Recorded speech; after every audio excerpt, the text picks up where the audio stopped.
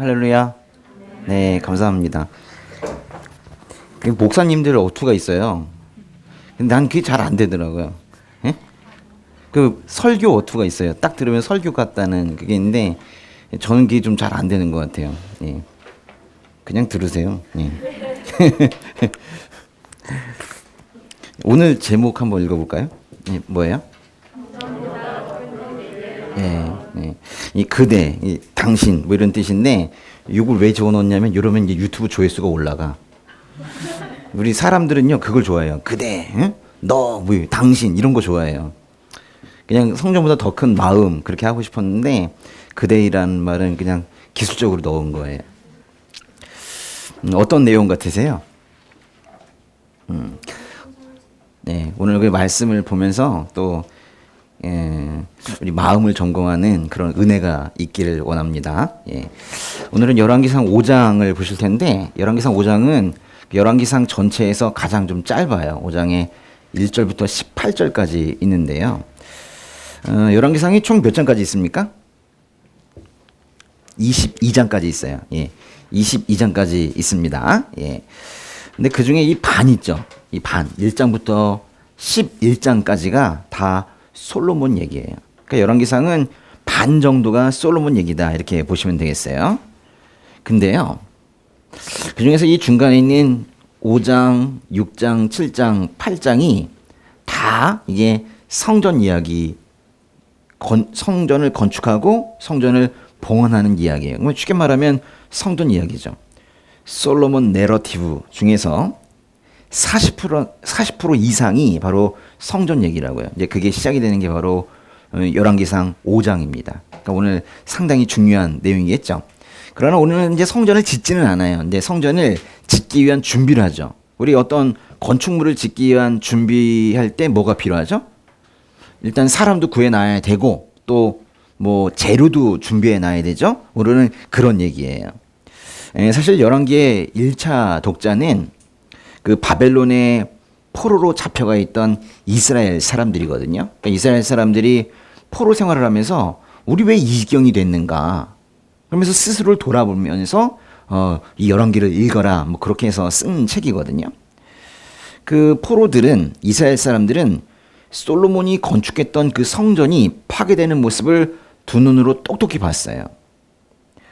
바벨론 군대의 공격을 받아서 예루살렘이 불타고 또 성전이 파괴되는 것을 목격한 사람들에게 이 성전이 만들어지는 이야기를 하는 게 도대체 무슨 의미가 있을까요? 지금 과거를 거슬러 올라가서 성전이 만들어졌을 때를 얘기한 거예요. 근데 그 사람들은 그 성전이 부서지는 걸 봤다니까요. 도대체 무슨 의도일까요? 이렇게 화려한 성전이 지어질 만큼 하나님의 은혜가 큰데 너희는 왜 죄를 지어서 포로 생활이 됐니? 이런 걸 말하는 걸까요? 아니면은 성전만으로 모든 게 되는 줄 알았냐? 마음이 중요한 거야, 마음이. 너희들이 마음을 잘못 썼으니까 이렇게 포로가 되었지. 이런 걸 말하는 걸까요? 아니면은 두 가지를 다 말하고 있는 걸까요? 근데 그런 거를 이제 생각해 보는 그런 시간인 거예요. 열왕기상 5장이 1절부터 12절까지만 일단 한번 읽어보도록 하겠습니다. 시작. 솔로몬이 자기 아버지 다윗의 뒤를 이어 왕으로 추대됐다는 소식을 들은 두로왕 히람은 솔로몬에게 신하들을 보냈습니다. 그는 항상 다윗에게 호의적이었기 때문입니다. 잠깐만요. 너무 빨라. 좀 천천히 읽을게요. 시작. 계속. 그러자 솔로몬은 히람에게 이런 전가를 보냈습니다. 당신도 아시겠지만 내 아버지 다윗께서는 주위에서 끊임없이 일어난 전쟁 때문에 그의 하나님 여호와의 이름을 위해 성전을 짓지 못하고 여호와께서 원수를 그 발 아래 두시기까지 기다리셨습니다. 그러나 내 하나님 여호와께서 내게 사방에 평화를 주셔서 적이나 재난이 없습니다. 그러므로 내가 내 하나님 여호와의 이름을 위해 성전을 지어 여호와께서 내 아버지 다윗에게 내가 내 대신 내 자리에 앉힐 내 아들이 내 이름을 위해 성전을 지으리라고 말씀하신 대로 이루려고 합니다. 그러니 당신은 나를 위해 레바논의 백향목을 베도록 명령을 내려 주십시오. 내 종들이 당신의 종들과 함께 일할 것이고 당신의 종들을 위해 당신이 요구하는 대로 삭슬 지불하겠습니다. 당신도 아시겠지만 우리 가운데는 나무 베는 일에 시돈 사람들만큼 기술이 뛰어난 사람이 없습니다. 히람은 솔로몬의 전가를 듣고 매우 기뻐하며 말했습니다. 저 많은 백성을 다스릴 지혜로운 아들을 다윗에게 주신 여호와여, 오늘 찬양을 받으십시오. 그리고 히람은 솔로몬에게 전했습니다. 내가 당신이 보낸 전가를 받고 백향목과 잣나무 제목을 공급해달라는 당신의 모든 요청을 들어드리려 합니다. 내 종들이 그것들을 레바논에서 바다로 나르면 내가 바다의 뗏목으로 띄워 당신이 정하는 곳으로 보내 그곳에 나무들을 풀어놓게 할 테니 당신이 가져가시면 됩니다. 당신은 내 요구를 들어주어 내 왕실에 양식을 보내주시기 바랍니다. 이렇게 해서 히람은 솔로몬이 원하는 대로 모든 백향목과 잣나무 제목을 제공했고 솔로몬은 히람에게 그 왕궁의 양식으로 밀가루 2만 고르와 기름 20고르를 주되 해마다 그렇게 주었습니다. 여호와께서 솔로몬에게 약속하신 대로 지혜를 주셔서 히람과 솔로몬 사이에 평화가 있었고 그 둘은 조약을 맺었습니다. 아멘. 하나님께서 모세에게 성막을 만들라고 명령하실 때는 성막의 크기와 재료, 디자인에 대해서 아주 자세하게 말씀해 주셨거든요. 근데 이번에 솔로몬이 성전을 지을 때는 하나님께서 뭐 재료나 디자인에 대해서 구체적으로 지시하는 게 없습니다. 사실 성전을 지을 때 필요한 것에 대해서는 이미 그 아버지인 다윗에게 잘 얘기해 놓았거든요.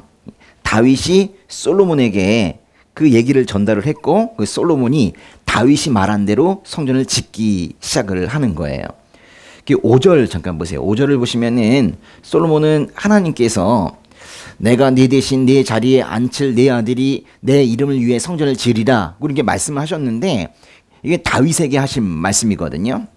이것을 자신이 성전을 지어서 이루려고 한다고 말하고 있는 거예요. 성전을 지으라는 얘기는 사실 다윗이 들었는데 다윗이 성전을 짓지 못하고 그 아들이 짓겠다는 거예요. 근데 그 아들이 그 솔로몬이 그 약속을 성취하겠다는 거죠.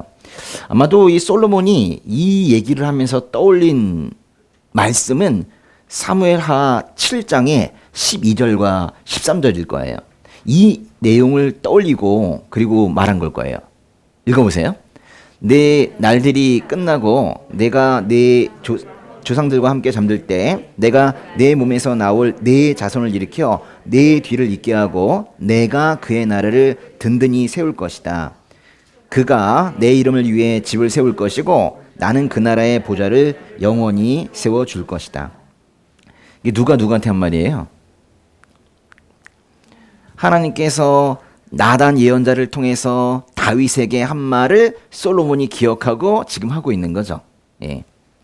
다윗은 전쟁 중에 피를 많이 흘리게 한 이유로 사람을 많이 죽였거든요. 그래서 성전을 지을 수는 없었어요.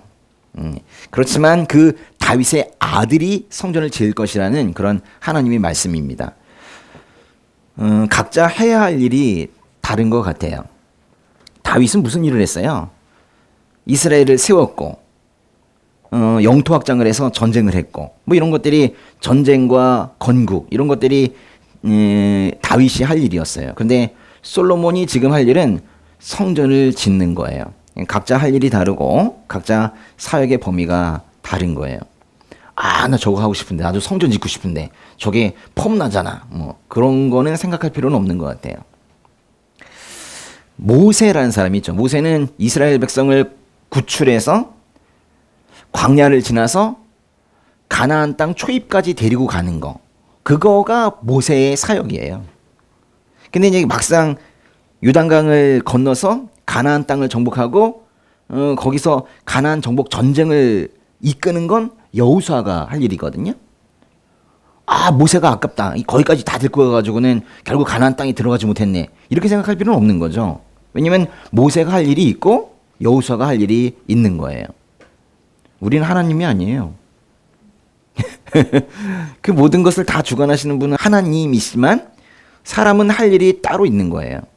욕심내지 말고 하나님께서 주신 일을 열심히 하세요. 그 범위가 매우 중요해요. 나는 더 큰 일을 할 수 있다. 그건 자기가 판단하는 게 아니에요. 일단은 주어진 일에 최선을 다하는 거, 그게 매우 중요한 일이에요. 욕심을 버려야 돼요. 그리고 하나님께서 허락하신 범위 내에서, 계속 이 범위가 참 중요한 말이에요. 나의 범위, 나의 지경, 그 범위 내에서 일단 최선을 다하는 게 중요합니다. 그러다 보면 하나님께서 우리가 생각지도 못하게 우리의 지경을 넓혀 주시기도 해요. 자기가 넓히는 게 아니라고요. 다윗의 아들이 성전을 지을 것이라는 그 하나님의 말씀에 따라서 솔로몬이 지금 성전을 짓고 있는데요. 열왕기상 5장은 그 성전을 짓는 준비 작업을 그리고 있는 그런 장이에요.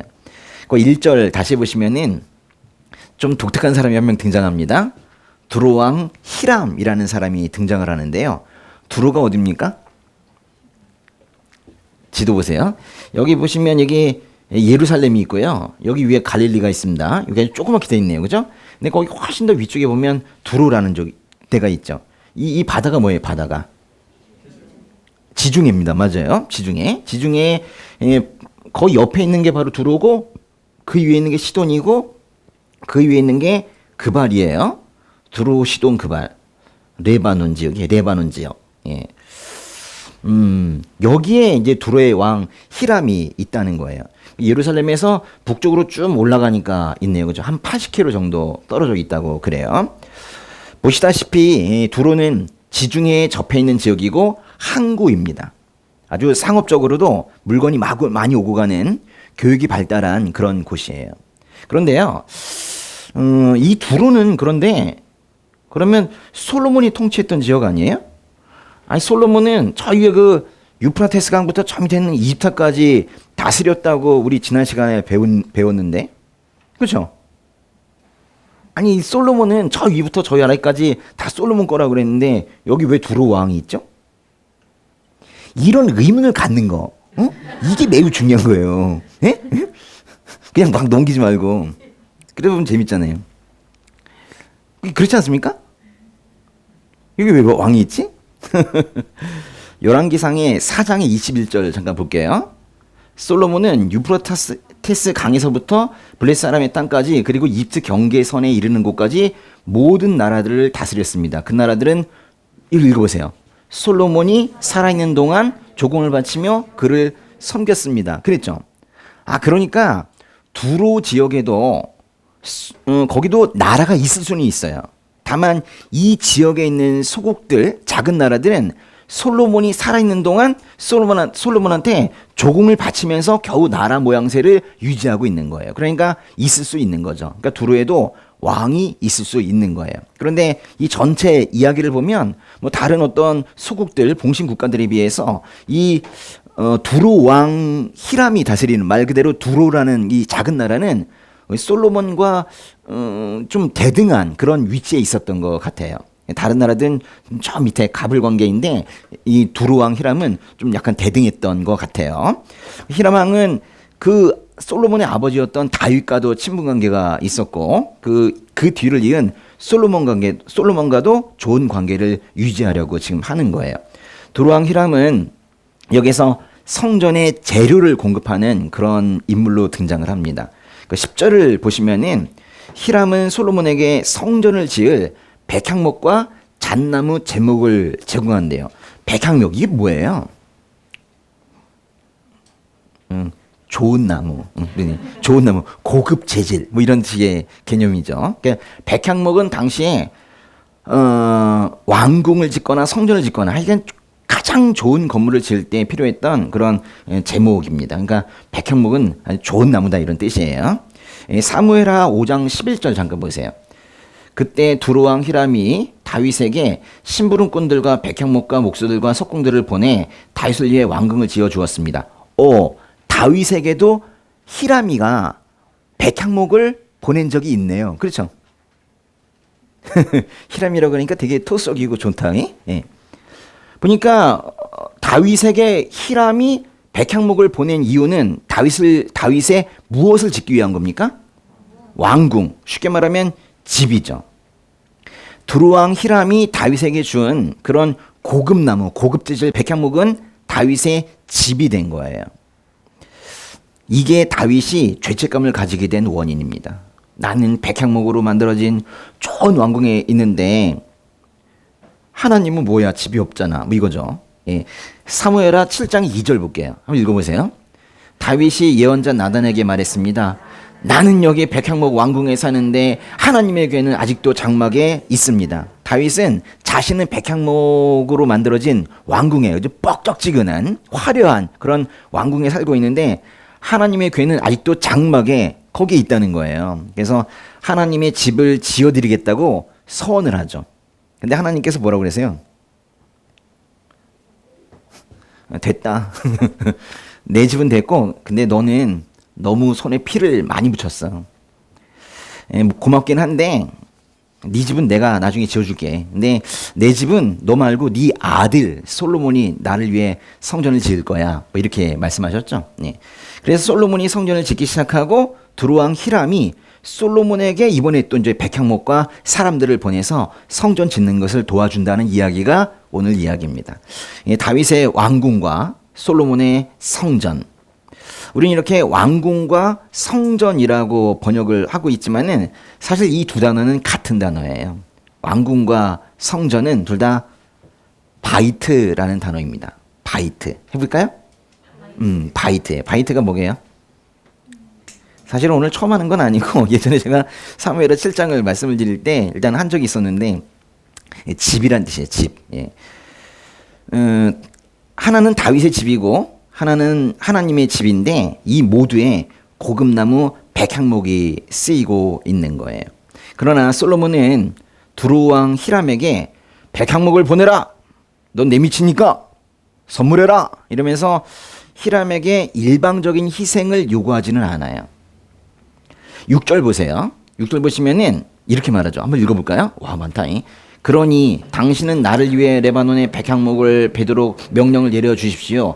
내 종들이 당신의 종들과 함께 일할 것이고 당신의 종들을 위해 당신이 요구하는 대로 삭슬 지불하겠습니다. 당신도 아시겠지만 우리 가운데는 나무 베는 일에 시돈 사람들만큼 기술이 뛰어난 사람이 없습니다. 지금 뭐 하고 있는 거예요? 이런 걸 뭐라고 하냐면 negotiation 이라고 하는 거예요. 이게 바로 협상이죠. 성경에 협상이 나와도 되나요? 성경에 솔로몬이라는 사람과 히람이라는 사람의 협상이 나와도 되는 거예요? 그러면서 이거 협상 잘했다 뭐 이래도 되는 겁니까?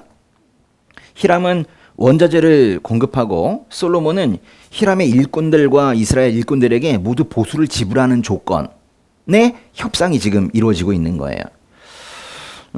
그리고 11절 잠깐 보세요. 11절을 보면은 솔로몬은 히람에게 그 왕궁의 양식으로 밀가루 2만 고르와 기름 20고르를 주되 해마다 그렇게 주었대요. 그러니까 솔로몬은 이와는 그 보수와 별개로 히람에게 왕궁의 양식을 공급하기로 또 약속을 합니다. 뭔가 지금 협상이 잘 이루어지고 있는 것 같아요. 여기서 이제 보면은 하나님의 집인 성전을 짓기 위해서 비용을 아끼지 않는 솔로몬의 모습도 볼 수 있어요. 아주 통이 크죠. 하나님을 위해서라면 모두 다 바치리라. 뭐 이런 것도 이제 우리가 볼 수가 있는데 뭐 인간적인 차원에서 보면 사실 이렇게 주는 게 있어야지 받는 것도 있는 거잖아요. 이게 뭔가 주거니 받거니 지금 이렇게 아주 협상이 잘 되어가고 있는 이런 모습을 여기에 지금 그려놓고 있는 거예요. 이런 협상에 대해서 사람과 사람 사이에 솔로몬과 히람 사이의 협상에 대해서 어떻게 생각하세요? 일단은 뭐 괜찮은 겁니까? 그렇지 않은 겁니까? 지금 성전을 짓기 위해서 성전은 분명히 하나님의 일이잖아요. 근데 성전을 짓기 위해서 지금 사람과 사람 사이에 협상을 한단 말이에요. 그 협상은 어찌 보면은 매우 세속적인 것이지만은 사실 또 뭐 협상 안 하고 또 우리가 살 수 있습니까? 하다못해 부모와 자식 간에도 협상하는데요, 뭐. 그죠? 예. 그렇잖아요. 예. 그러니까 이 협상이라는 거, 이때 지혜가 필요하고요. 바로 이것이 우리가 이 땅을 살아가면서 필요한 거예요. 아유, 크리스천이 어떻게 협상합니까? 협상해야죠. 크리스천도 이 땅을 살아가기 위해서는 이 땅에 협상을 해야 돼요. 주거니 받거니, give and take 이러면서 살아야 된단 말이에요. 하나님께서는 솔로몬에게 나라를 다스릴 지혜를 주셨을 뿐만이 아니라 이렇게 삶을 살아가는 지혜도 주신 거예요. 그런데요, 중요한 거는 우리도 우리 안에 내주하시는 성령 하나님께서 우리에게 생각을 주시기 때문에 우리도 솔로몬과 같은 협상 능력을 가지고 있어요. 믿습니까? 그리스도인들은 좀 많이 다른 거예요. 그러니까 솔로몬만 지금 이런 하나님의 지혜를 가지고 있는 게 아니라 우리도 가지고 있다니까요. 가지고 싶다가 아니라 이미 가지고 있다는 거예요. 크리스천이 기도와 성령의 힘으로 이 땅에서 협상을 잘 해내가는 것은 세속적인 것이라고 말하기도 어렵고 소위 영악한 것도 아니에요. 그게 바로 하나님께서 우리에게 주신 하나님의 지혜거든요. 하나님께서 솔로몬처럼 우리 그리스도인들도 이 땅에서 이성을 충분히 가동하고 또 하나님의 지혜를 아주 풀 가동해서 살아가라고 그렇게 말씀하시는 거예요. 아니, 크리스천이 무조건 참는 사람입니까? 아니에요. 크리스천은 비현실적인 사람이에요? 아니에요. 이 땅을 살아가는 방식을 전혀 모르는 어리석은 사람들입니까? 아니에요. 진정 믿음이 좋은 사람은 사실 하나님의 지혜로 살아가는 사람이에요. 읽어보세요. 진정 믿음이 좋은 사람은 하나님의 지혜로 살아가는 사람인데요. 사실 이거를 거꾸로 해도 맞아요. 하나님의 지혜로 살아가는 사람이 믿음이 좋은 사람이에요. 그러니까 크리스천이라고 그래가지고 죽을 땡 이래 살지 말고 비현실적으로 그렇게 얘기하지 말고 크리스천이 가장 지혜롭게 살아야 되는 게 그게 오히려 하나님께서 우리에게 원하시는 모습이에요. 우리가 가장 머리도 많이 써야 되고 가장 지혜로워야 되고 그것도 하나님의 지혜로 생각하는 거 있죠. 이게 바로 하나님께서 우리에게 원하시는 거라고요.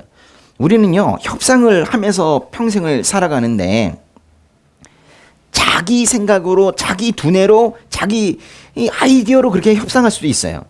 이 자기 안에서 협상하는 거죠. 그러나 성경 말씀과 기도와 예배를 통해서 얻은 그 하나님의 지혜로 협상을 하고 산다면 그 결과는 좋을 거예요. 분명합니다. 우리가 협상할 때는 하나님 놓고 가죠. 계약 맺을 때 하나님 놓고 가고 일할 때 하나님 놓고 가고 계세요. 집에 계세요. 좀 제발 좀 따라오지 마시고. 그리고 뭔가 하나님의 영역이 따로 있는 것 같고 우리 세상 사는 영역이 따로 있는 것 같고 그래가지고 계시고 저 혼자 갔다 올 테니까 계세요. 그러면서 이제 간단 말이에요. 가가지고 이제 자기 힘으로 그냥 뭔가 해보려고 일하고 공부하고 협상하고 계약 맺고 그리고 산단 말이에요. 그러다가 잘 계셨습니까? 이러면서 집에 오면 또는 이제 일요일에 또 이렇게 예배에 오면은 하나님 일주일 동안 잘 계셨어요? 이러면서 좀 멋쩍네요. 좀 오랜만에 뵙네요. 이러면서 이런 게 아니잖아요. 그죠? 하나님께서는 편재하세요. 모든 것에 편재하시는 분이에요. 그러니까 우리의 삶의 영역에도 우리의 협상 자리, 계약 자리에도 항상 함께 하고 계시는 분이에요. 그러니까요, 이렇게 얘기할 수 있어요. 기도를 못할 일은 없는 거예요. 기도를 못할 일은 없는 거라고요. 그래서 이제 모든 거에서 기도를 하셔야 돼요. 저에게 그 예전에 그 계속 책을 선물하던 어떤 분이 계셨거든요. 근데 어떤 날은 궁금한 거예요. 이 책을 어떤 기준으로 골랐는지 궁금한 거예요. 그랬더니 쑥스럽게 막 이러면서 서점 앞에서 기도하고 들어간다는 거예요. 오늘 이명우한테 책을 선물해야 되는데 하나님 어떤 책을 줘야 될지 저는 잘 모르니까 그 책이 좀 보이게 해주세요. 이명호가 잘 읽을 수 있는 책을 저에게 알려주세요. 이러면서 기도하고 들어간다는 거예요. 기도를 못할 일은 없는 거예요. 아침에 옷장을 딱 열었을 때에도 저 오늘 넥타이를 뭘 매야 될까요? 응? 기도를 못할 일은 없는 거예요. 이 땅에서 협상을 잘하고 살고 있는 솔로몬에게 두로왕 히람이 그래서 뭐라고 평가하고 있는지 잘 보세요. 7절 다시 한번 읽어볼게요. 히람은 솔로몬의 전가를 듣고 매우 기뻐하며 말했습니다. 저 많은 백성을 다스릴 지혜로운 아들을 다윗에게 주신 여호와여, 오늘 찬양을 받으십시오. 뭐라고 그랬어요? 지혜로운 아들이라고 그랬잖아요. 히람은 다윗에게 지혜로운 아들 솔로몬을 주신 하나님을 지금 찬양하고 있어요. 히람도 협상을 잘하고 있는, 이 땅에서의 삶의 기술을 잘 알고 있는 그 솔로몬에게 지혜롭다고 지금 말하고 있는 거예요. 그래요. 이게 우리는 이 세상을 살아가면서 솔로몬처럼 지혜롭게 살아가야 돼요. 그런데 이제 여기에 유의할 점이 있어요. 근데 이런 지혜가 세속적이 되느냐, 그렇지 않느냐는 사실 그 목적의 차이가 있는 거예요. 어떤 사람이 하나님의 지혜를 구하는 목적이 자기 배부르려고 그렇게 한다면 그거는 그야말로 세속적인 것이고 그런 걸 기복신앙이라고 그래요. 그런데 어떤 사람이 하나님의 지혜를 구하는 목적이 하나님의 이름이면, 그 목적이 하나님의 이름이면 그것은 하나님의 지혜를 하나님 나라를 위해서 제대로 사용하고 있는 거예요. 겉으로 보기엔 비슷해요. 하나님의 지혜를 구하는 건 비슷하다고요. 그러나 그 최종적인 목적이 무엇이냐가 중요해요. 나냐 하나님이냐, 그게 문제인 거예요. 3절 잠깐 보세요. 3절 보시면은 여기 하나님 여호와의 이름을 위해 성전을 짓지 못하고 뭐 이런 말이 있어요. 그 다음 보시면 5절 보세요. 5절 보시면 하나님 여호와의 이름을 위해 성전 뭐 이름이 있고 그 뒤에 보면 내 이름을 위해 성전 뭐 이런 말도 있죠. 그러니까 성전을 짓는 게 오직 다 하나님의 이름을 위해서 성전을 짓고 있는 게 그게 지금 솔로몬이에요. 그러니까 솔로몬이 이렇게 하나님의 이름을 위해서 성전을 짓는다는 목표를 가지고 사람과 협상하는 건 괜찮다고요. 이거는 정말 잘하고 있는 거예요. 솔로몬의 통치 행위는 이럴 때 지혜롭다 이렇게 평가할 수 있는 거예요. 쉽게 말하면은 솔로몬이라는 사람은 정말 이 땅에서 일도 잘하고 잘 살아가고 그런 것 같아요. 그런데 그런 것들의 목적이 중요하다니까요. 솔로몬의 목적이 뭐라고요? 하나님의 이름인 거예요. 하나님의 이름이 뭐예요? 이름이라는 건요, 뭐 전부란 뜻이에요. 응? 본체, 본질, 전부 뭐 이런 걸 말하는 거거든요. 그러니까 하나님을 위해 뭐 같은 말이죠. 겉으로 보면은 비슷하게 살아가는 것 같아도 이 세상 사람들 중에는 하나님의 임재를 구하면서 하나님의 이름을 위해서 하나님께서 주신 지혜를 사용합니다. 하나님 나라의 완성을 위해서 그렇게 하는 거예요. 아침부터 저녁까지 오로지 하나님 이러면서 사는 거죠. 목적이 오직 하나님인 거예요. 그러니까 이런 사람들은 이 땅에서 게으르지 않아요. 이게 특징이에요. 하나님의 이름을 위해서 그렇게 사는 사람들은, 하나님 나라의 완성이 목표인 사람들은 절대로 게으르지 않아요. 진짜 웃긴 게요, 자기를 위해서 일할 때 사람이 게을러져요. 처음엔 좀 열심히 하는 거 같죠. 인간의 이기성이 그래요. 그런데 조금 지치면은 어차피 자기가 책임지면 되니까, 자기 하나 망가지면 되니까 자기를 위해서 일할 때는 금방 포기해요. 근데 크리스천들이 참 무서운 게, 좀 미안하지만 독종이에요. 크리스천들이 무서운 게 포기를 잘 안 해요.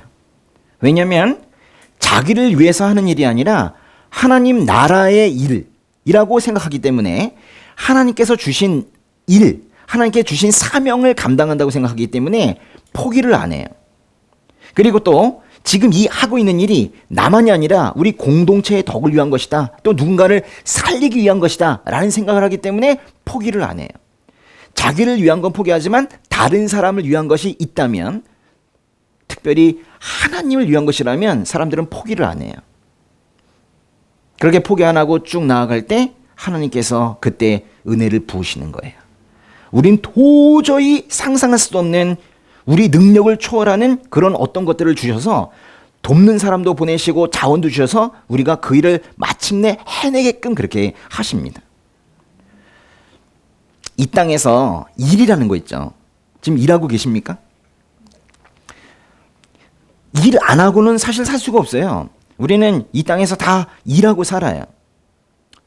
뭐 창세기 말씀으로는 사실 일도 죄의 결과이긴 한데 우리는 힘들어서 땀 흘려서 벌어서 먹어야 돼요. 그런데 걱정하지 마시라 이게. 하나님께서 도우신단 말이에요. 근데 이 땅에서 일이라는 게 다른 사람들은 몰라도 그리스도인들만큼은 그 일이라는 게 생계를 유지하는 수단만이 아니라는 거예요.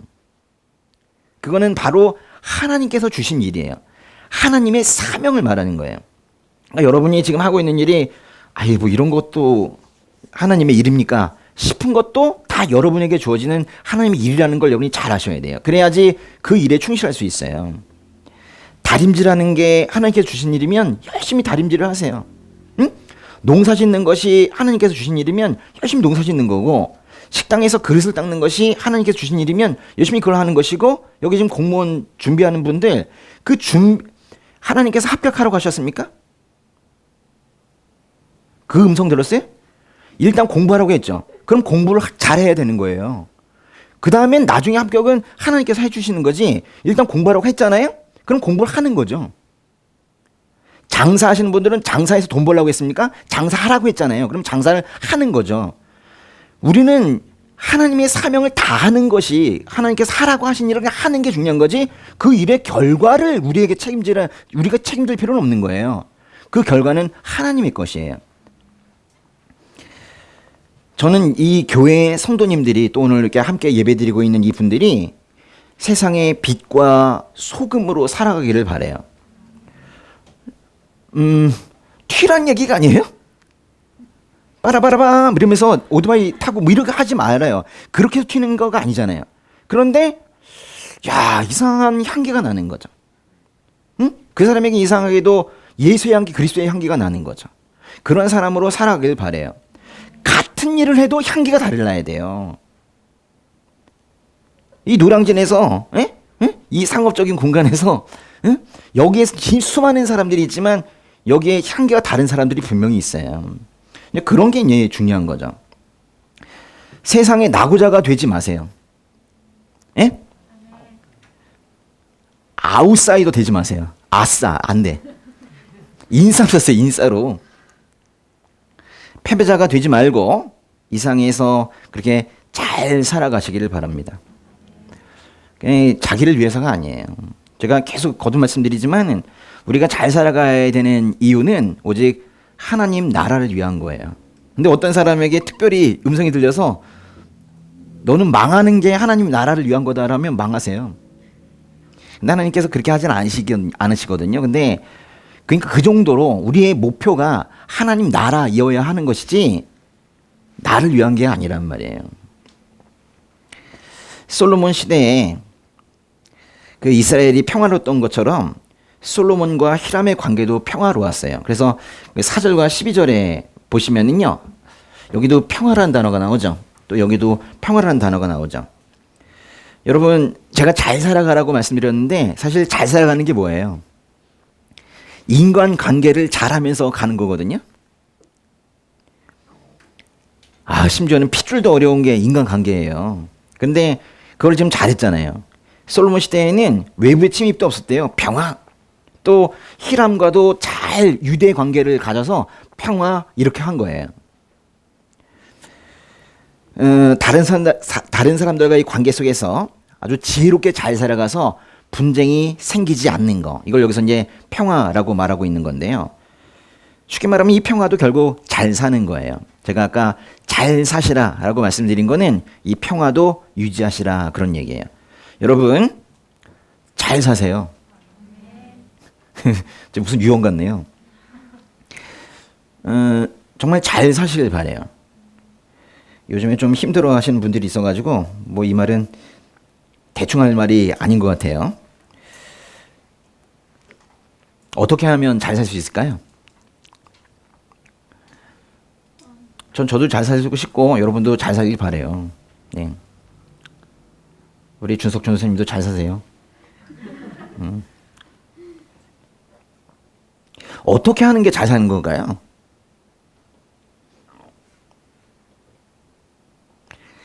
왜 이 얘기를 하냐면 우리가 일을 하다 보면요 어려움이 생기거든요. 아니 순탄하게 잘 되기만 하면 얼마나 좋겠어요. 근데 이 땅이 죄악된 공간이고 이 땅에 방해물도 너무 많고 그래가지고 또 우리도 약해. 그러니까 죄에 취약하고 자꾸 넘어지고 그래가지고 그래서 일을 추진하다 보면 그냥 바로 골인하면 좋겠는데 그게 되지 않고 중간에 어려움이 생긴단 말이에요. 그러니까 잘 사는 게 사실은 자꾸 걸려 넘어지는 우리에게는 그렇게 쉬운 말이 아니에요. 제가 아까 잘 사세요 아멘 그랬지만 사실 그게 쉽지 않죠. 어떤 일을 하시다가요. 그래서 제가 이제 좀 제언을 드리면은 어떤 일을 하시다가 어려움이 생기시면은 그 일을 계속 진행하지 마세요. 그러면 그 문제에 말려들거든요. 시간이 없는데요. 그래도 여유를 가져야 돼요. 크리스천들에게는 여유가 있어야 돼요. 크리스천들은 여유를 가져야 돼요. 왜냐하면 자꾸 말려들면 안 돼.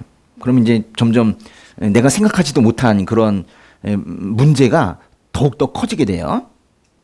오히려 딱 스톱해야 돼요. 진행을 멈추시고 그리고 기도의 자리로 가세요. 여유가 없다는 이유를 대기보다는 잠시 멈춰서서 하나님께 기도하는 지혜가 있기를 바랍니다. 그러면 하나님께서 해결해 주실 거예요. 근데 우리는 오히려 바쁠 때, 오히려 이렇게 어려움에 처했을 때 오히려 기도하지 못해요. 어떻게든 내가 해보려고 하다가 한참 뒤에서 언제쯤 기도하냐면 일이 진짜 다 망가진 뒤에 있죠. 그때 기도해요. 그러지 마시고 문제의 초입에서 항상 기도를 먼저 하시는 게 좋을 것 같아요. 왜냐하면 우리의 목표 자체가 하나님 나라이고 우리가 하는 일도 다 하나님 나라를 위한 거니까 하나님께 어려움이 생겼을 때 기도해가지고 하나님의 지혜를 구하는 건 너무나도 당연한 얘기 아닙니까? 그렇죠. 예. 여러분 삶의 목표가 뭐예요? 우리는 사실 그리스도인들은 삶의 목표가 하나밖에 없어요. 하나님 나라죠. 저는 늘 저에게 누가 삶의 목표를 물어보면 사실 물어보진 않는데요. 물어본다면 저는 하나님 나라다 이렇게 말해요. 하나님 나라가 사실 그리스도인들의 목표인 거죠. 다른 거 있을 수가 없어요. 계속 읽어보겠습니다. 마지막 부분까지 다 읽어볼게요. 13절에서 18절까지 한번 읽어보도록 하겠습니다. 시작. 솔로몬 왕은 이스라엘 온 지역에서 일꾼을 모집했는데 그 수가 3만 명이었습니다. 그는 한 달에 1만 명씩 번갈아가며 레바논으로 보내 그들이 한 달은 레바논에서 지내고 두 달은 집에서 지내도록 했습니다. 아도니람은 일꾼들을 관리했습니다. 솔로몬에게는 7만 명의 짐꾼들과 산 위에서 돌 깎는 일꾼 8만 명이 있었고 그 외에도 솔로몬의 관리 3,300명이 이 일을 감독하고 일꾼들을 관리했습니다. 왕의 명령이 떨어지면 그들은 채소장에서 크고 질 좋은 돌을 캐다가 잘 다듬어 성전의 기초를 닦았습니다. 솔로몬의 건축자들과 히람의 건축자들과 그발 사람들이 그 돌들을 다듬고 성전 건축을 위해 나무와 돌을 준비했습니다. 이렇게 끝나네요. 아직은 성전 건축을 위해서 준비를 하는 그런 단계입니다. 근데 이미 동원된 인력이 엄청납니다. 13절을 보니까 일꾼을 모집했는데 그 수가 몇 명이래요? 3만 명이래요. 또 15절을 보니까 짐꾼이 7만 명이래요. 그리고 돌 깎는 일꾼이 8만 명이래요. 또 16절을 보니까 감독관이 몇 명이래요? 3천 명이나 된대요. 엄청납니다. 그죠? 예. 13절과 14절에 이 일꾼들은 이스라엘 온 지역에서 모집한 그런 사람들이에요. 이 사람들은 3개월을 주기로 한 달은 레바논에 가서 일하고 나머지 달은 고향에 가서 지내고 그랬어요. 레바논에서 이 일꾼들을 관리하는 사람의 이름이 뭐래요?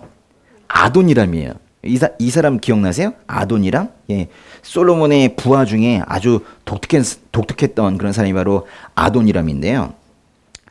그 수많은 사람들, 뭐 10,000명, 30,000명, 70,000명 이렇게 얘기하더니 이 사람만 이상하게 아도니람 이렇게 이름을 명시하고 있는 건 저도 이유는 잘 모르겠어요. 근데 참 의아해요. 왜 저 사람만 저렇게 해놓는가? 아도니람. 뭔가 지금 저 위쪽 북쪽에서 그쪽에서 사람들을 관리하는 그런 사람인데 요즘식으로 하면 이 사람이 고용노동부 장관 정도 될 것 같아요. 네? 예, 그 정도 될 것 같아요. 근데 어떻게 이 사람이 다른 지역에 가서 여기 레바논 지역은 저 두로 시돈 그 위쪽이거든요. 북쪽에. 어떻게 그쪽에 가가지고 이 사람이 사람들을 부리죠? 두로 지역은 역시 솔로몬의 통치를 받고 있었기 때문에 아도니람은 이스라엘 솔로몬의 부하였지만 저 위에 레바논에 가서 일도 할 수 있었지 않았는가 뭐 이런 생각이 좀 들기는 해요. 성전의 기초를 닦기 위한 돌은 채석장에서 캐다가 전문가들이 다듬었는데요. 돌을 다듬은 사람들은 그 18절을 보니까 이 돌을 다듬은 사람들이에요. 솔로몬의 건축자들과 히람의 건축자들과 또 그발 사람들이래요. 그발이 어디예요? 그발이. 여기 아까 우리 두로 봤는데 그발이 여기네요. 그죠?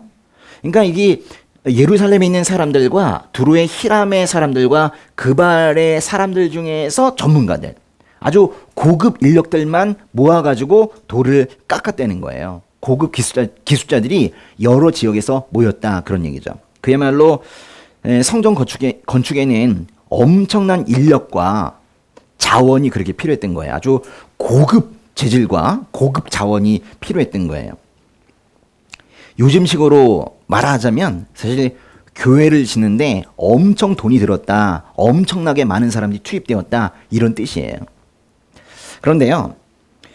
성전은 분명히 하나님을 위해서 짓는 것이었지만 그 과정에서 성전을 짓는 과정에서 착취당하고 희생을 감수해야 하는 사람들이 있을 거예요. 그러나 그런 어두운 면은 열왕기상 5장에 표현되어 있지 않습니다. 그러면 우리는 이 솔로몬의 성전 건축을 어떻게 봐야 될까요? 아니 성전 건축이 아름답기만 하겠습니까? 그 사이에서 많은 사람들이 사실상은 죽어나갔단 말이에요. 그렇다 하더라도 뭐 하나님을 위한 건축이니까 그 과정에서 누군가 힘들었다고 해도 뭐 그건 괜찮은 거야. 이렇게 생각을 해야 되는 건가요? 아니면 솔로몬의 건축은 그 성전 건축이라는 자기 사역 그걸 뭐 완수하려고 다른 사람들을 착취하고 희생을 강요하고 그렇기 때문에 그 근본이 잘못되었다. 그렇게 말해야 되는 건가요? 이 땅에서 일어나는 일들은 이렇게 중층적이에요. 이거다, 좋다, 나쁘다 말하기 참 어려워요. 중세시대의 대형 교회들 또 현대의 대형 교회들 건축에는 엄청난 돈이 들어갔어요. 그 과정에 눈물이 없었겠습니까? 우리는 그 결과물인 대형 교회 건물들을 보면서 하나님의 영광이 드러났다 이렇게 말해야 되는 겁니까? 저희 신학대학원 동기는 60명이 넘는데 그중에 이렇게 교회를 개척해서 하고 있는 사람은 몇 명 되지 않아요. 사실은 거의 없어요. 개척한 사람들도 문을 다 닫았어요. 사실 뭐 재정적으로 많이 힘들었나 봐요. 원래 그러면 안 되는데 재정적으로 힘들어서 교회 개척을 포기하는 뭐 그런 실정이기도 해요. 왜냐하면 그분들이 뭐 저 동기들이 다 신학대학원 다닐 때부터 일단 가난했거든요. 근데 돈이 하나도 없는데 교회 개척을 했는데 재정적으로 힘들죠 당연히. 근데 아무도 도와주지 않으면 당연히 힘든 거예요. 사실은 교회 개척을 거의 할 수가 없는 그런 상황입니다. 우리 윗세대 있거든요. 윗세대는 대한민국의 부동산 가격이 오르지 않았을 때 교회 터를 사고 교회 벽들을 올렸어요. 지금 그게 엄청난 지금 부동산들이 돼 있습니다. 저희 세대는 그걸 살 수 없어요. 그렇기 때문에 이제 지금 목사로 안수받는 분들이 교회를 개척하기는 아주 어려운 시점이 되었습니다. 이미 있는 교회에 들어가면 들어가는 거지. 그러니까 다들 임지를 찾는다고 그래요. 그렇지 저처럼 이렇게 교회를 개척한다 이런 일은 사실은 없어요. 사실 그래서 온리즈 교회는 매우 드문 사례예요. 요즘에 교회를 개척한다고 해도 교회 자체로 뭐가 되지가 않으니까 다들 카페를 같이 해요. 카페 교회. 카페 교회는 카페입니까? 교회입니까? 둘 다 망해요. 그래가지고 카페 교회가 제대로 되는 게 없어요. 근데 이 온리즈 교회는 그 특징상 사실 또 학생들이 왔다가 또 붙으면 또 지방으로 또 붙으면 또 지방으로 또 가요. 특징상 다른 교회에 비해서 사람이 많이 바뀌어요. 그런데 다음 달에 7주년을 합니다. 이건 정말 하나님의 은혜가 아니고서는 가능하지 않은 일이에요. 그래서 그렇다, 당연하다고 생각하면 안 돼요. 저는 알아요. 이게 얼마나 상황이 혹독한지 알기 때문에 이 교회가 이렇게까지 7주년 예배를 할 수 있게끔까지 온 거는 정말 하나님의 은혜가 아니고서는 이거는 설명할래야 설명할 수가 없어요. 요즘에 개척한 교회가 도심에 대형 교회를 짓는 거는 뭐 거의 불가능합니다. 그러면 다시 한번 생각해 보세요. 이전의 교회들이 큰 건축물을 지은 거는 괜찮은 일입니까? 하나님의 영광을 드러내는 일이니까 좋은 일이라고 말해야 되나요? 솔로몬이 정성을 다해서 성전을 지은 것처럼 눈 딱 감고 뭐 나쁜 일이 좀 있지만 결과적으로는 좋잖아. 그러면서 좋은 일이라고 그렇게 말을 해야 되는 게 옳아요? 생각을 좀 많이 하셔야 돼요. 사실 이 교회는 이 땅에 세워졌고 이 땅에 건물이 세워졌기 때문에 여기에는 지금 우리가 고민해야 되는 부분이 많이 생긴 거예요. 근데 여러분이 꼭 아셔야 되는 게 있어요. 하나님께서는요, 우리가 삶이 피폐해지면서까지 하나님을 섬기라고 말씀하진 않으세요. 하나님은 그렇게 잔인한 분이 아니세요. 정말 좋으신 분이고 아름다우신 분이세요. 근데 나는 너무 힘들지만은 헌금이에요. 그런 심파 찍지 마세요. 그런 거는 절대로 하나님께서 원하시는 게 아니에요. 힘이 세도 우리보다 세세요. 부유해도 우리보다 더 부유하세요. 생각도 우리보다 많으시고 여유도 우리보다 많으시고 능력도 우리보다 많으세요. 미물 같은 우리가 우리를 희생을 해서 하나님께 드린다면 얼마나 드릴 수 있겠어요? 그러니까 그건 희생도 사실 아닌데 하나님께서도 사실 민망하시죠. 그거 줘봤자 나한테 별로 도움도 안 되는데 너 왜 죽냐? 넣어둬라. 차라리 넣어두어라. 뭐 이렇게 말씀하실 거예요. 그러니까 우리는 우리의 희생을 너무 크게 생각해요. 사실 하나님께는 별것도 아닌데 내가 이만큼 희생했으니까 주세요. 이런다니까요. 하나님께서 우리의 희생을 보면서 혹시라도 우리를 형통하게 하셨다면 그거는 사실 우리의 희생 자체를 보신 게 아니에요. 하나님께서는 자기 아들 예수 그리스도를 십자가로 보내시는 그 희생을 스스로 감당하기를 원하시는 분이시지 우리에게 희생을 요구하시는 분이 아니세요. 희생을 하신다면 하나님께서 하시는 거지 뭔 우리가 희생을 했다고 그러는 거예요. 성전 크게 지으면은 교회 크게 지으면 하나님께서 좋아하실 것 같으세요? 사람들 편한 거죠. 그 좋은 일이긴 해요. 사람들이 편하니까. 근데 하나님께서 좋으신 거예요? 아니에요. 우리가 건축 헌금을 내면서 희생을 한다고 하나님께서 웃으세요. 그건 있을 수도 없는 일이에요. 우리가 소위 희생이라는 것을 했을 때 우리가 만약에 형통을 했다면 그거는요 하나님께서 우리의 마음을 보신 거예요. 그때는 뭐 이러실 수 있어요. 하나님을 향한 진실한 마음을 보시고 우리를 좋은 길로 인도한 것이지 우리의 희생에 대한 보답으로 우리를 형통하게 하신 게 절대 하나님에 대한 큰 오해가 있어요. 하나님을 그렇게 천박하게 볼 겁니까? 너희가 희생을 했으니까 내가 그만큼을 채워줄게. 아니에요. 하나님은 우리를 사랑하셔서 그냥 우리에게 잘해주시는 것이지 우리가 희생을 했기 때문에 보답하시는 게 아니에요. 11조 자체가 복을 가져다 주지 않습니다. 11조를 하고 복을 받는 사람이 만약에 있다면 그거는 11조 때문이 아니에요. 11조 할 때 그 마음을 보신 거죠. 11조 안 보세요. 마음을 보신 거죠. 그 마음이 하나님을 향한 진실된 마음이면 하나님께서 그 사람에게 형통이라는 걸 주시는 거예요. 그런데 만약에 11조 시작 하는데도 하나님에 대한 사랑은 조금도 없다. 그러면 그런 거 안 받으세요. 이걸 잘 하셔야 되는 거예요. 성도의 희생에 대한 보답으로 합격이나 승진이나 그런 결과물이 나온다면 그거를 우리가 종교라고 하는 거예요. 사실 기복신앙이고 그런 건 믿음도 아니에요. 나중에 보실 열왕기상 18장에는 그 바알 예언자들이 그 바알이라는 어떤 신에게 기도하는 그런 장면이 나와요. 해도 안 되니까 불을 내려주소서. 그런데 불이 안 내려오니까 막 자기를 막 찌르잖아요. 창과 칼로 찔러가지고 몸을 상하게 하는 그런 얘기가 나와요. 내가 이만큼 희생했으니까 불을 내려주소서. 이런 거잖아요. 그런 걸 종교라고 하는 게 종교라고. 다른 종교에 가면 그런 게 다 있어요.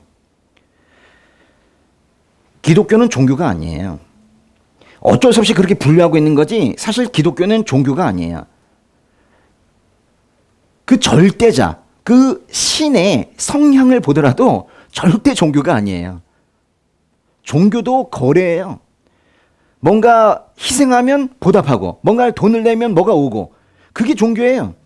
근데 하나님께서는 절대로 그렇게 원하지 않으세요. 하나님께서 우리에게 그래 원하시는 게 있다면 우리예요. 우리 이 마음 있죠. 우리 마음 자체를 원하시고 만약에 하나님께서 변화를 원하신다면 우리의 변화를 원하시는 거지 다른 건 전혀 없어요. 여러분 한 사람 한 사람이 변화하기를 바라시는 거지 여러분에게서 뭔가 뜯어내려고 하시는 분이 절대 아니세요. 하나님께서는 스스로 희생하시지만 우리에게 희생을 바라지는 않으세요. 얼마나 좋은 분이세요. 다만 하나님의 희생을 그러니까 이제 우리가 하나님의 희생을 희생하셨군요. 그러고 끝나면 사실 안 되죠. 하나님의 희생을 우리가 믿음의 눈으로 바라봐야 되는 거예요. 하나님께서 십자가에서 하신 일이 무엇인지 왜 예수님이 이 땅에 오셨는지 우리가 잘 알기를 바라세요. 그 믿음만 있으면 하나님께서는 내 사람이다 이렇게 말씀하시면서 그 인생을 끝까지 끌고 가시는 거예요. 솔로몬이 이렇게 정성을 들여서 성전 건축을 위한 기초를 닦고 정성을 들여서 성전을 짓고 정성을 들여서 봉헌 기도를 하는 것을 뭐라고 하기는 좀 어려워요. 왜냐면 그래도 하나님 나라를 위한 거니까. 다만 성전이 다가 아니에요. 그걸 꼭 생각하셔야 돼요. 하나님께서 의리의리한 성전을 원하셨다고 생각하시면 안 됩니다. 하나님께서는 절대 그런 거 원하지 않으세요. 집에서 모이고 풀밭에서 모여도 여러 사람이 모여서 정말 하나님을 향해서 진실한 마음을 보이면서 눈물을 흘리고 있으면 거기를 귀엽다, 예쁘다 그렇게 하시는 거지 좋은 건축물 안에 있다고 해서 하나님을 잘 섬기는 게 절대 아니에요. 만약에 의리의리한 성전을 사람이 지었다면 그것은 그만큼 하나님을 크게 생각했을 때만 의미가 있는 거지 성전 자체가 크다고 해서 하나님께서 기뻐하지는 않으세요.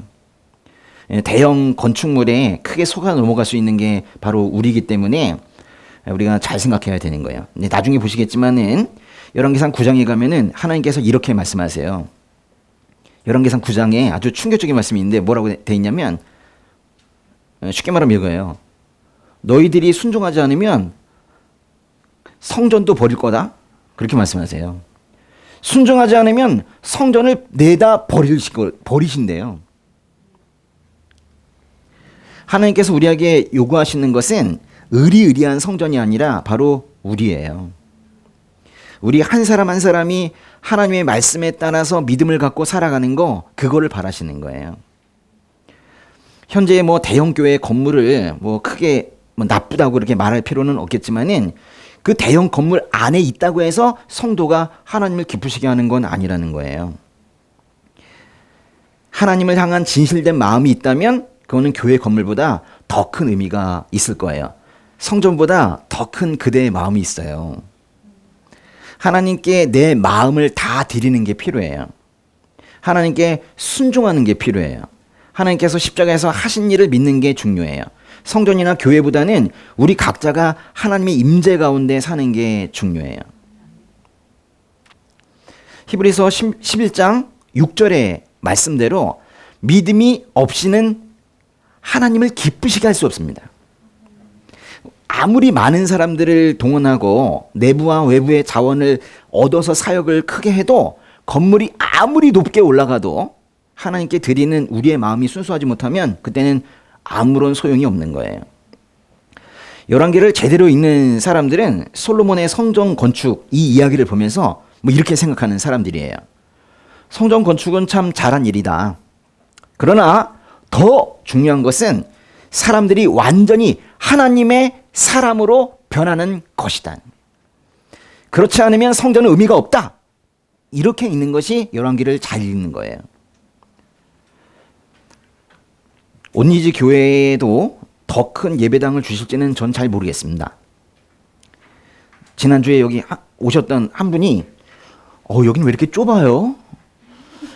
이래서 제 가슴에 못을 박고 가셨어요. 제가 좁죠? 뭐 그랬는데. 근데 하나님께서 그 예배당을 주시는 거는요, 하나님께서 작정하시면 사실 쉬운 일이에요. 그렇지 않습니까? 네. 그러나 이 교회에 절실히 원하는 것은 그런 눈에 보이는 예배당이 아닌 것 같아요. 영적 성숙이 필요해요. 우리 한 사람 한 사람이 다만 몇 사람이라도 영적으로 성숙하는 게 필요해요. 몇 명이 모이는가는 하나님께서 별로 중요하게 여기지 않으시는 것 같아요. 하나님께 정말로 무릎 꿇은 그 남은 자들이 몇 명 있는지 그거를 보시는 거예요. 여러분 한 분 한 분이 완전히 하나님의 사람이 되는 것이 바로 하나님께서 원하시는 거예요.